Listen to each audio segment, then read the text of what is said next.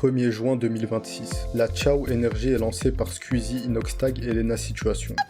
C'est sûr qu'on peut les faire comme ça, putain? Ouais, je crois, ouais.